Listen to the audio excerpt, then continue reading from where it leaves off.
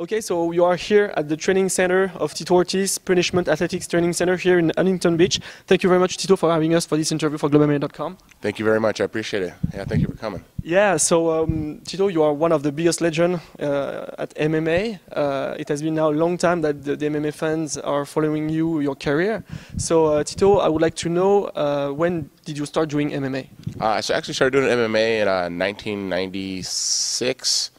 End of 1996, probably about 6 months into it, I fought my first time, May 30th, 1997.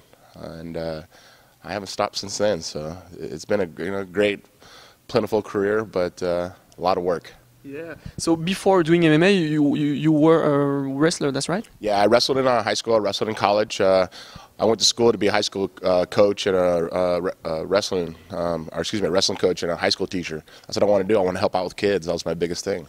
So, so you started to fight before doing MMA fights at UFC. Were there other organization where you were fighting? No, actually, I trained for about 6 months, and the first time I ever fought was in UFC 13 as an amateur for free. I think I was the only UFC fighter in UFC history to fight for free, and I did it because I was an amateur wrestler. I didn't want to lose my career, or excuse me, I didn't want to lose my scholarship for wrestling in college, so I fought for free. Wow, amazing. So then you've become, not very later after that, a light heavyweight champion, that's right? That's correct. It took about a year and a half to become the light heavyweight world champ and defended my world title 5 consecutive times until Johnny Bones Jones just broke the record. You know, it was almost 14 years that I held the record, so I held it for a long time, but it was a lot of work, and I just, just always want to make sure I was able to provide for my family and be the best fighter I can be. What's your best memory inside the cage? Best memory? There's a couple of them. Three, I say the top 3 that tie of each of them. But one probably better than all of them is winning the world title against Vanderlei Silva. Of course, the fight against Vitor Belfort and the fight against Ryan Bader.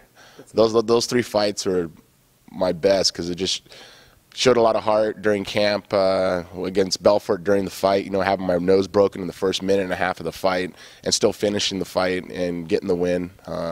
Winning the world title after only a year and a half against Vanderlei Silva, and then having a losing streak for almost 4 years, then finally beating a kid who was number 4 in the world, Ryan Bader, and finish him in 1 minute 59 seconds. It just, my biggest enemy through my career after losing my world title was injuries. Having back injury, neck injuries, knee injuries, but being able to beat Ryan Bader and showing that I'm still on top of the food chain, made the most sense. Why wrestling is so good when we are doing MMA, when we are competing at MMA?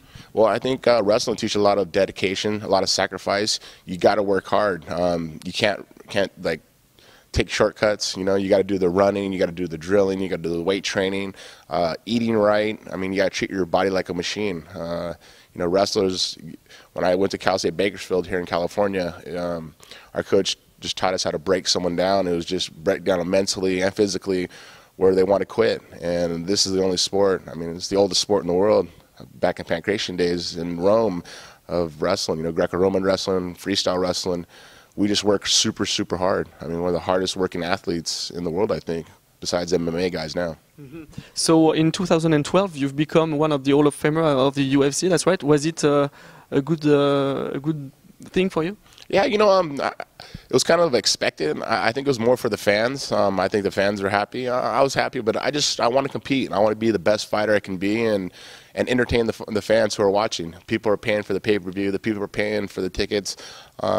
Since day one that I've fought, it's been an entertainment value to me. Yes, it's a sport. Yes, it's competition, but to me, it's just to entertain the fans, to make them, fall in love the way you fight, and that's why I've been. I've been a huge fan of Muhammad Ali, a huge fan of Hulk Hogan when I was a kid, so I want to do those same things that they did in their sports, doing my sport of mixed martial arts, and I think I have done that. Yeah. So right now you'll soon compete at Bellator, that's right? You already signed a contract? Is the contract that you signed? Yes, I signed a contract. It's for a 2-year, 4 fights, and here hopefully May 2nd, my first fight with them.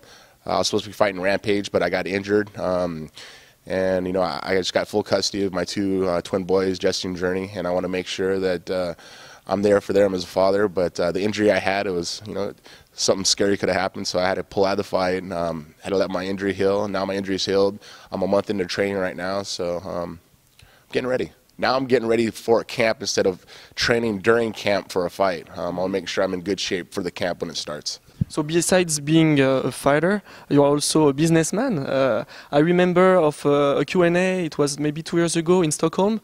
You've done this, and I remember that you said that you're one of the first to create your own brand and to put marketing, you know, inside for the fighters and the fans. And can you talk about your brand, Punishment Athletics? Well, you know, Punishment Athletics, I started in 1999. It was strictly a fan that came up to me and asked me, you know, Tito, you have a shirt with your name on it to sign it? And I was like, no.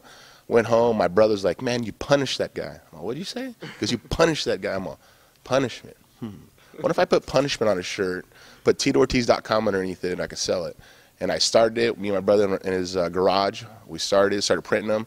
I put in $300 into it, 300 turned to 1,000, and just started multiplying, started getting bigger. And, you know, now it's just, I got a huge company, and I do a lot of designs myself. I mean, I'm into it myself. When you want it done right, you got to do it yourself, and I understand it. You know, I'm an artist type of guy, so I understand the designs, the logos, the color schemes, and something I put my love into. And I started, you know, Punishment Athletics 1999, and now it's 2014, and it's still alive and still thriving. And you know, Bellator is helping a lot with the promotion side of it, and still getting guys wearing it, and just trying to get stuff that not just maybe MMA fans in general will wear, but athletes in general. Because if you want to be the best, you got to punish yourself to become the best. You know, prepare for the worst, and the best will happen. I mean, that's what I've always thought of my brand to be is. If you want to be better than the rest of the competition, you got to kill yourself to do it, and punishment is what we do. Mm-hmm. So also you manage fighters such as Christian Justino, that's right? Yes. So I would like to know a little bit about it. Well, Chris Cyborg, actually, she has a fight in line fights in Muay Thai. Mm-hmm. She's actually, I think she's fighting maybe a girl from France or a girl from Holland, I think, who's the champion right now. And Chris is a different species. She is an animal. We got to have men come in and spar with her. We don't bring girls in to spar with her because she kills all of them. It's not even competition. And people always talk about how Ronda Rousey, of how good she is. People got to watch Christina Cyborg fight. She is a woman amongst girls, like no other. And when she competes, it shows. You know, she dominates. You know, her last fight, her second last fight when she won the world title in Invicta, she punished the girl for 4 rounds. She could have submitted her in the second or the third, but she just wanted to punish her. And when the fight was over, she turned over and looked at him. She's like, I could have submitted her, but I didn't want to. I want to make this girl never want to fight me again. And it was funny because after the fight, the girl's like, I never want to fight you again. And this is something that Chris Cyborg brings. And, you know, I want to find the best talent I possibly can to manage. Someone I don't have to put too much work into, but let them understand that this is a business. Yes, fights are important. Winning fights are important. But doing the stuff outside the cage or outside the ring is really important, too, as far as social media, you know.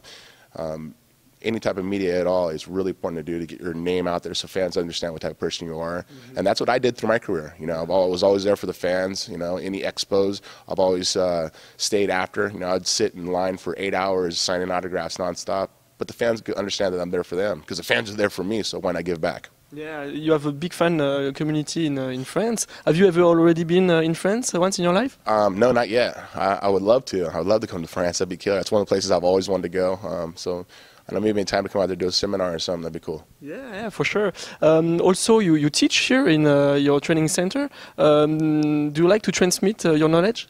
100%. I actually, on Tuesdays and Thursdays, I have a kids class here. Kids from six years old up to about 13, girls and boys. We've got a couple girls that are really, really good.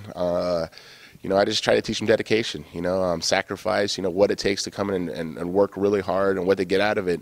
And when the kids first come in here, they're kind of just like new to everything. It's like they're not walking right. I mean, just new to life in general. And by the third, fourth month that they're in here, they have their wrestling stance down, they're taking shots, and their parents are coming up to me going, I don't know what you're doing with my son or my daughter, but keep doing it because they're doing great in school. They come home, They're very respectful, and that's what I think life in general is what it's about. And I try to teach that in my gym. That's good. So thank you very much, Tito, for having us for this interview. So donc je vous invite à découvrir les modèles donc de Tito, donc Punishment Athletics. Vous allez voir plein de modèles super sympas. Donc c'est la marque de Tito, et donc j'espère que vous avez apprécié cette interview. Thank you very much, Tito Ortiz. Thank you very much, all my French fans. Hopefully I'll come out and see you guys soon. Thank you.